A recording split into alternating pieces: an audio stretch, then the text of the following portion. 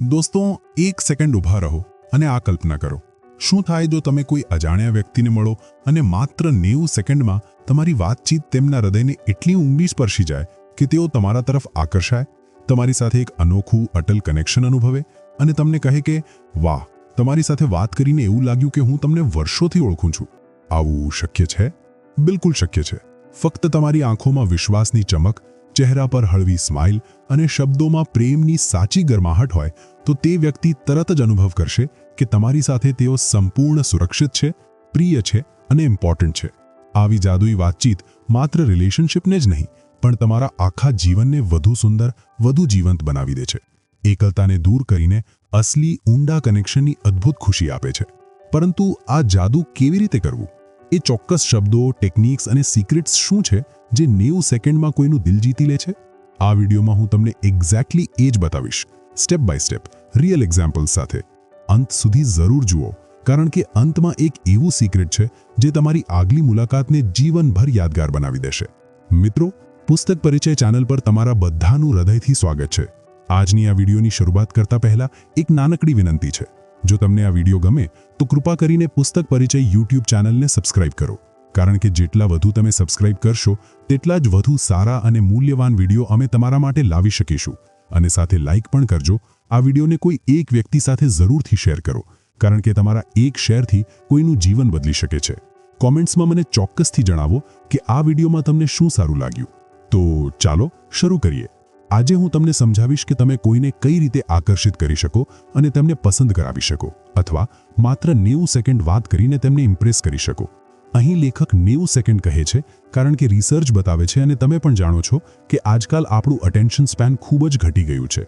ઉદાહરણ તરીકે, મેગઝીનની એડ્સ પાસે તમારું ધ્યાન આકર્ષિત કરવા માટે માત્ર 2 સેકન્ડ હોય છે અને જો તમને તે 2 સેકન્ડમાં તે એડ્સ પસંદ આવે તો જ તમે તેને તમારો સમય આપશો. જો તમને તે આકર્ષક ન લાગે તો તમે સરળતાથી પેજ પલટીને આગળ વધી જાઓ. તેવી જ રીતે લોકો આપણા વિશે તેમની અભિપ્રાય સરળતાથી બનાવી લે છે માત્ર આપણી સાથે વાતચીતની થોડી સેકન્ડ પછી. તેથી આપણા માટે તે જરૂરી બને છે કે શરૂઆતમાં જ સારી ઇમ્પ્રેશન બનાવીએ અને તેમનું ધ્યાન આકર્ષિત કરીએ. આ તમારા વ્યક્તિગત અને વ્યાવસાયિક જીવન માટે ખરેખર ખૂબ જ ઉપયોગી બની શકે છે. મોટાભાગના લોકો સમજી શકતા નથી કે જ્યારે તેઓ કોઈને પહેલી વખત મળે ત્યારે તેઓ શું વાત કરવી જોઈએ, અને આ તેમને નર્વસ બનાવે છે અને તેઓ અજીબ વર્તન કરવા લાગે છે. અને તેના પરિણામ સ્વરૂપે શું થાય છે? તેઓ વિરુદ્ધ વ્યક્તિ સાથે સારો કનેક્શન અથવા સંબંધ બનાવવામાં નિષ્ફળ જાય છે અને ઘણી વખત લોકો તેમને પસંદ પણ નથી કરતા અને તેમની પહેલી ખરાબ ઇમ્પ્રેશનના કારણે તેમની સાથે ફરી વાત કરવાનો પણ મન નથી થતું. તેથી જો તમે નથી ઈચ્છતા કે તમારી સાથે આવું થાય, અથવા જો તમે લોકો સાથે મજબૂત કનેક્શન બનાવવું શીખવા માંગો અને વાત કરીને લોકોને ઇમ્પ્રેસ કરવા માંગો, તો આજના વિડીયોમાં હું આ જ કહીશ. હું કહીશ કે તમે કોઈની સાથે ઇમોશનલ લેવલ પર કનેક્શન કઈ રીતે બનાવી શકો, આપણે અન્યો સાથે કઈ રીતે વાત કરવી જોઈએ, શું વાત કરવી જોઈએ વગેરે. આ બધું સમજ્યા પછી નિશ્ચિતપણે તમે એક પ્રોફેશનલ કમ્યુનિકેટર બની જશો. આ બધું શક્ય બનાવવા માટે આપણે પહેલા 3 ભાગ સમજવા જરૂરી છે. પહેલો ભાગ મીટિંગ, બીજો ભાગ એસ્ટાબ્લિશિંગ અ રેપોર, ત્રીજો ભાગ કમ્યુનિકેટિંગ. કોઈ વ્યક્તિને મળવું અને તેમની સાથે વાતચીત શરૂ કરવી, આ 2 મહત્વપૂર્ણ પગલાં વચ્ચે 90 સેકન્ડની વિન્ડો આવે છે. તે 90 સેકન્ડમાં તમે રેપોર બનાવી શકો અને વિરુદ્ધ વ્યક્તિને ઇમ્પ્રેસ કરી શકો અને ઇમોશનલ લેવલ કનેક્શન બનાવી શકો. અને રેપોર બરાબર શું છે તે હું પછી સમજાવીશ, તો ચિંતા ન કરો. આ પોઈન્ટ્સ ખરેખર ખૂબ જ મહત્વપૂર્ણ છે, તેથી હું દરેક પોઈન્ટ વિગતવાર સમજાવીશ. તો ચાલો નંબર 1 થી શરૂ કરીએ, જે છે મીટિંગ. જો તમે કોઈને મળતા જ 3 કે 4 સેકન્ડમાં તમારી સાચી ઇમ્પ્રેશન આપો તો આ તમને વિશ્વાસપાત્ર, નિષ્ઠાવાન અને સુરક્ષિત દેખાડશે, જે રેપોર બનાવવા માટે ખરેખર ખૂબ જ મહત્વપૂર્ણ છે. તો હવે હું 5 નાની ટિપ્સ વહેંચીશ, તેને અનુસરીને કેટલીક સેકન્ડમાં તમે સાચી ઇમ્પ્રેશન બનાવી શકો. નંબર 1, બી ઓપન. તેનો અર્થ છે ખુલ્લું વલણ અને બોડી લેંગ્વેજ રાખવી, બંધ નહીં. ઉદાહરણ તરીકે, જો તમે કોઈની સાથે વાત કરતા હાથ જોડીને અથવા ઓછી જગ્યા લઈને ઊભા બેઠા હો તો આ બધા ઉદાહરણો બંધ બોડી લેંગ્વેજ માટે છે. જ્યારે જો તમે તમારા હાથ ખુલ્લા રાખો અને તમારા પગ વચ્ચે જગ્યા રાખો અને બેઠા કે ઊભા હો ત્યારે જગ્યા લો, આ ખુલ્લા બોડી લેંગ્વેજના ઉદાહરણો છે. તેથી હંમેશા કોઈને મળતા ખુલ્લું બોડી લેંગ્વેજ બનાવવાનો પ્રયત્ન કરો. આમ કરીને તમે ઇમ્પ્રેસિવ દેખાશો. બાકીના 4 પોઈન્ટ્સ પણ ખુલ્લા બોડી લેંગ્વેજ વિશે જ છે, તો તેને પણ અનુસરો. Number 2, eye contact. મારા કમ્યુનિકેશન સંબંધિત વિડીયોમાં હું વહેંચ્યું છે કે કોઈની સાથે વાત કરતા આઈ કોન્ટેક્ટ કેટલું શક્તિશાળી હોઈ શકે છે. તો અહીં હું વધુ નહીં કહું. યાદ રાખો કે આઈ કોન્ટેક્ટ જાળવીને તમે કેટલા કોન્ફિડન્ટ અને એટ્રેક્ટિવ છો તે બતાવશો. જ્યારે ઓછી આઈ કોન્ટેક્ટ જાળવવું તે બતાવે છે કે તમે નર્વસ છો અથવા તમે જૂઠું બોલી રહ્યા છો અથવા તમને રસ નથી, જે મોટાભાગે સારું નથી. એક વધુ વાત, એવું નથી કે તમારે ક્યાંય જોવું ન જોઈએ અને તમારે હંમેશા આઈ કોન્ટેક્ટ જાળવવું જોઈએ. તમારે પરિસ્થિતિ અનુસાર આઈ કોન્ટેક્ટ જાળવવું જોઈએ. જો જરૂરી હોય તો જાળવો, જો નહીં તો ન જાળવો. જો કોઈ ખાસ પરિસ્થિતિમાં આઈ કોન્ટેક્ટ જરૂરી ન હોય તો પણ તમે કરો તો તમે અજીબ દેખાઈ શકો, તેથી સમજો. નંબર 3, બીમ એટલે કે એક સાચી સ્માઇલ. આઈ કોન્ટેક્ટ કર્યા પછી તમારે શું કરવું જોઈએ તે છે કે તમારે તે વ્યક્તિને સ્માઇલ આપવી જોઈએ. આ તમારા પોઝિટિવ વલણને પ્રતિબિંબિત કરશે. અને યાદ રાખો કે તમારે સાચી અને મિત્રસભર સ્માઇલ આપવી જોઈએ, નહીં કે ક્રીપી અથવા અજીબ સ્માઇલ. Number 4, greeting. સ્માઇલ પછી તમારે વાતચીત શરૂ કરવી જોઈએ, સારા ટોન અને પૂરી એનર્જી સાથે ગ્રીટિંગ કરીને, હાય, હેલો અથવા નમસ્કાર કહીને, જેના દ્વારા તમે તમારી વાતચીત શરૂ કરવા માંગો છો. અને યાદ રાખો કે તમે જેટલી સારી રીતે તમારી જાતને ઇન્ટ્રોડ્યુસ કરશો તેટલી જ સારી રીતે સામેવાળી વ્યક્તિ પણ તમને ઇન્ટ્રોડ્યુસ કરશે. અને એક વધુ વાત, આ સામેવાળી વ્યક્તિ વિશે વધુ જાણવા માટે સારો સમય છે. ઉદાહરણ તરીકે, જો તમે કોઈને મળો અને હેલો કહો તો વિરુદ્ધ વ્યક્તિ પણ તેટલું જ જવાબ આપશે, હેલો અથવા હાય કહીને બસ, અને ચૂપ રહેશે. તો આ વાત પરિસ્થિતિને વધુ અજીબ અને વિચિત્ર બનાવી શકે છે. પરંતુ જો તમે કહો, હેલો, મારું નામ સુરત છે અને હું એક યુટ્યુબર છું, તો તમને પણ મોટો જવાબ મળશે, જેમ કે હું રવિ છું અને હું એક આર્કિટેક્ટ છું. હું જાણું છું કે આ બેસ્ટ એક્ઝામ્પલ નથી, પરંતુ તમે સમજી ગયા હશો. તમે જેટલી સારી રીતે તમારી જાતને ઇન્ટ્રોડ્યુસ કરશો તેટલો જ મોટો જવાબ તમને મળશે, જેની મદદથી તમે તમારી વાતચીતને વિસ્તારી શકો. નંબર 5, લીન. કોઈની સાથે વાત કરતા થોડું આગળ વળવું, વધુ નહીં પરંતુ થોડું. આ સામેવાળી વ્યક્તિને બતાવશે કે તમને તેમની વાતમાં રસ છે અને તેમની સાથે આરામદાયક અને ખુલ્લા છો. વિરુદ્ધ લિંગને મળતા આને વધુ ન કરવાનો પ્રયત્ન કરો, અન્યથા તમે નીડી અને ડેસ્પરેટ દેખાઈ શકો, જે સારું નથી લાગતું. હવે બીજો ભાગ આવે છે એસ્ટાબ્લિશિંગ રેપોર્ટ. 3 ભાગમાંથી આ સૌથી મહત્વપૂર્ણ ભાગ છે, કારણ કે અહીં તમે લોકો સાથે માનસિક અને ઇમોશનલ લેવલ કનેક્શન બનાવી શકો, જેના કારણે લોકો તમને કોઈ અલગ સ્તર પર પસંદ કરવા લાગશે. તમે બધા જાણો જ છો કે આપણે માનવીઓ ઇમોશનલ પ્રાણીઓ છીએ, જે મોટે ભાગે હૃદયથી નિર્ણય લે છે, મગજથી નહીં. અને રેપોર્ટ બનાવવું આપણને ઇમોશનલ કનેક્શન બનાવવામાં મદદ કરશે, અન્યોની લાગણીઓ અને ઇમોશન્સને સમજીને. તો હવે હું મજબૂત રેપોર્ટ બનાવવા માટે કેટલાક પોઈન્ટ્સ વહેંચીશ. Number 1, attitude. ક્યારેક તમારા નજીકના મિત્રો અથવા કુટુંબ સાથે વાત કરતા તમને અનુભવ થાય છે કે તેઓ ઉદાસ અથવા ગુસ્સામાં છે. તમે તેમને પૂછો, શું થયું છે, બધું ઠીક છે? તે સમયે તેઓ નકલી સ્માઇલ આપે છે અને કહે છે, હા, બધું ઠીક છે, હું ઠીક છું, જેને તમે માનતા નથી. અને પછી તમને ખબર પડે છે કે હા, તમે તેમની ઇમોશન વિશે સાચું વિચારતા હતા. કેટલાક કારણોસર આપણે જાણીએ છીએ કે કંઈક ખોટું છે, પરંતુ તમે ક્યારેય વિચાર્યું છે કે તે કારણ શું છે જેના દ્વારા આપણે જાણીએ છીએ કે કંઈક ખોટું છે? તો આનો જવાબ છે તેમના એટીટ્યુડના કારણે. કારણ કે આપણું વલણ આપણા મનને સીધું અસર કરે છે અને આપણું મન આપણા શરીર સાથે પૂર્ણપણે જોડાયેલું છે. તો શું થાય છે, જો તમારું વલણ ગુસ્સાથી ભરેલું હોય તો ભલે તમે કેટલી સારી રીતે વાત કરવાનો પ્રયત્ન કરો, પરંતુ લોકો તમારા ગુસ્સાને તમારા ચહેરાના હાવભાવ દ્વારા, તમારા વોઇસ ટોન દ્વારા અને તમારા બોડી લેંગ્વેજ દ્વારા સમજી જશે, જે તમને રેપોર્ટ બનાવવા નહીં દે. તેથી લોકો સાથે વાત કરતા નેગેટિવ વલણ રાખવાને બદલે, જેમ કે ગુસ્સો, બોર્ડ, અધીરા વગેરે, લોકો સાથે વાત કરતા પોઝિટિવ વલણ રાખવાનો પ્રયત્ન કરો, જેમ કે કામ, રિલેક્સ, પેશન્ટ, કોન્ફિડન્ટ વગેરે. Number 2, art of synchronisation. માનો કે તમને ક્રિકેટ પસંદ છે, તો તમારું કનેક્શન તે લોકો સાથે વધુ હશે જેમને તમારી જેમ જ ઇન્ટરેસ્ટ છે. જો તમને ગેમ ઓફ થ્રોન્સ જોવું પસંદ છે, તો તમે ગેમ ઓફ થ્રોન્સ ફેન સાથે સમય વિતાવવા પસંદ કરશો. તમે જોયું જ હશે કે સમાન ઇન્ટરેસ્ટવાળા લોકો સરળતાથી એકબીજા સાથે જોડાઈ જાય છે અને એકબીજા સાથે આરામદાયક બને છે અને કનેક્શન બનાવે છે. આ કેમ થાય છે?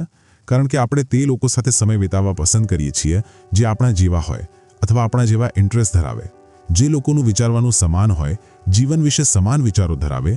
હંમેશા નહીં, પરંતુ મોટે ભાગે આપણું કનેક્શન તે લોકો સાથે ઓછું હશે જે આપણાથી વિરુદ્ધ હોય.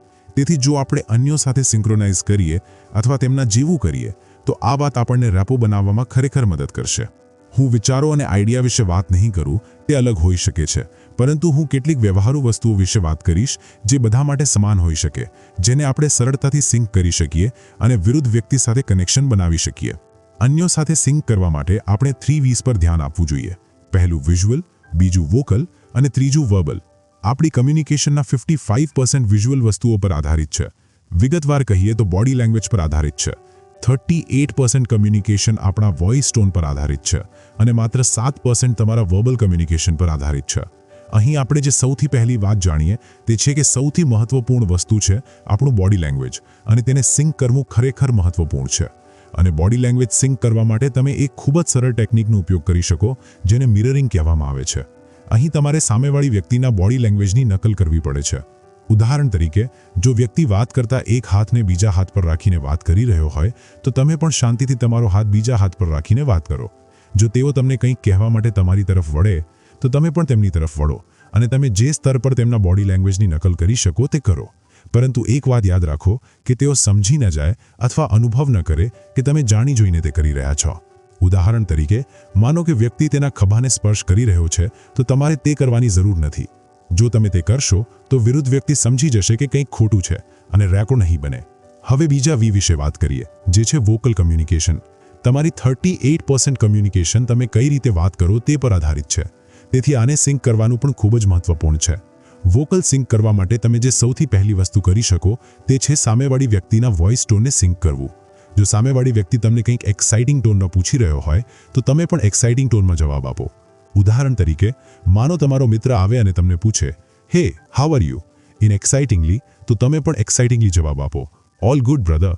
અને જો તે કંઈક ઇમોશનલ ટોનમાં કહે, તો તમે પણ તેને ઇમોશનલ ટોનમાં જવાબ આપો.